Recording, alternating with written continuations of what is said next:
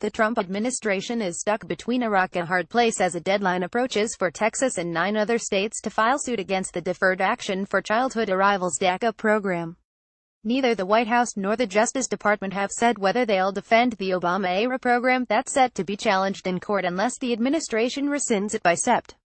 5. That puts the administration in difficult territory, particularly given President Trump's vow to protect recipients of the program, known as Dreamers. Under DACA, nearly 800,000 undocumented immigrants brought to the United States as children were given a work permit and protected from deportation. An extension of DACA and a similar program, Deferred Action for Parents of Americans (DAPA), were blocked by United States District Judge Andrew Hannon in 2015, in a case that ultimately ended in a 4-4 tie in the Supreme Court that effectively ended both programs. The DACA extension would have made the program available to a larger group of people, and DAPA would have provided similar benefits to an estimated 3.6 million undocumented immigrants with American-born children.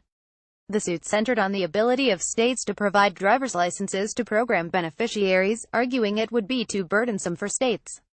A separate case against the original DACA was thrown out in 2015, when a Fifth Circuit appeals court dismissed similar arguments by the state of Mississippi and a union of federal immigration agents as not sufficiently concrete. The new lawsuit, led by Texas Attorney General Ken Paxton, is expected to seek out Hannon's court, which is widely seen as favorable to the challenge.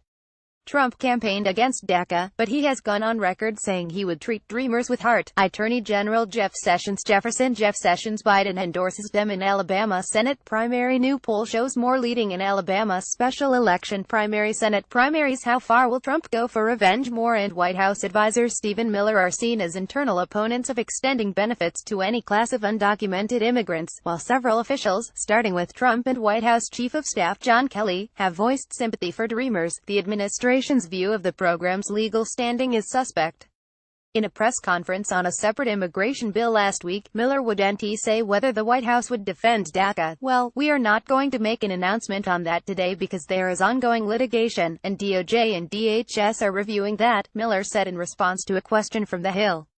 While Trump has voiced support for Dreamers, it's unclear to what extent he supports the program. The president has described DACA and DAPA as President Obama's 2 illegal executive amnesties. Still, Trump renewed DACA in June in the same memo in which he formally terminated DAPA and a DACA extension.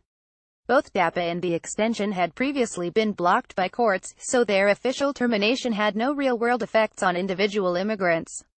But in a one-line statement within that memo, Trump allowed DACA to continue as an official policy, maintaining benefits for the nearly 800,000 beneficiaries of the program and allowing new qualifying applicants to join. "It's a decision that I make, and it's a decision that's very, very hard to make. I really understand this situation now," Trump said to reporters aboard Air Force One last month. "I understand this situation very well. What I'd like to do is a comprehensive immigration plan. But our country and political forces are not ready yet," Kelly repeatedly asked Congress, while he was Secretary of Homeland Security, for a legislative vehicle to permanently regularize DACA recipient status. The White House batted down one such proposal, the DREAM Act, presented by Sens. Lindsey Graham senators rallied to McConnell's defense amid Trump attacks. Graham on North Korea: "If we have to, well, go to war. Trump and North Korea. What could come next? More RSC." And Dick Durbin senators push federal prisons to expand compassionate release. Immigration battle brewing in the GOP. Graham opposes measure to cut legal immigration. More deals last month. At that presentation, Durbin said the 2 senators were in communication with White House officials on the matter, but declined to name them. Kelly has publicly voiced doubts about whether the program could sustain a legal challenge. Meanwhile, opponents of the program are pressuring Trump not only to avoid a defense, but also to cancel it outright. If the administration chooses not to defend DACA in court, then the program may simply die a quiet legal death. Stephen Camarata, director of research at the Center for Immigration Studies (CIES), a think tank that advocates for reduced immigration, wrote for the National Review, "But there is no need to wait. The president should take this opportunity and honor his campaign pledge to end the program," he added. The legal challenge faces a number of obstacles, which could serve as a reason for Trump to punt on any action. There's no guarantee that the state of Texas will be allowed by Judge Hannon to convert a challenge of DAPA to a challenge of DACA, said Thomas A. Scenes, president and general counsel of the Mexican-American Legal Defense Fund MALDEF. "If I were the Trump administration, I would not respond by Sept. 5. The fact that it has been in effect for 5 years will make it harder for Paxton to prove that DACA could cause irreparable harm to the plaintiffs, a necessary burden for a preliminary injunction, Scenes said. If Hannon refuses to grant an injunction, the case would have to be settled on its merits, a process that could be time-consuming and complex. Still, many on both sides of the issue believe the court challenge, whether through its merits or because of the venue, presents a real threat. That's in part because many observers expect the case to follow the same path as the 2015 case that ended DAPA and the DACA expansion. Many of the program's supporters believe the judicial deck is unfairly stacked against DACA, with unsympathetic courts and plaintiffs, and a reluctant defense, if any defense is mounted, with Sessions at the helm.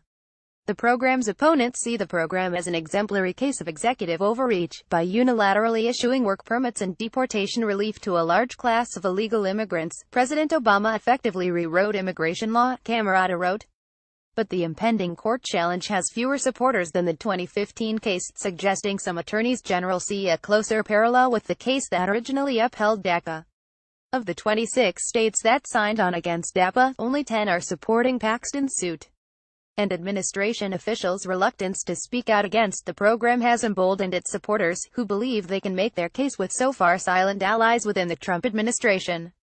The American Civil Liberties Union (ACLU) on Monday filed open records requests in the 10 states that are threatening court action in an attempt to identify whether administration officials have collaborated with Paxton or other attorneys general to lay the groundwork for the case, if there is any, or has been any, coordination between state and federal officials and employees. It unveils a level of hypocrisy, said Lorella Praley, a former Dreamer who is director of immigration policy and campaigns at the ACLU. Are employees working against Trump's wishes and a decision he's already made and a promise that he's made? Are they looking to undermine his authority? We don't know, she added.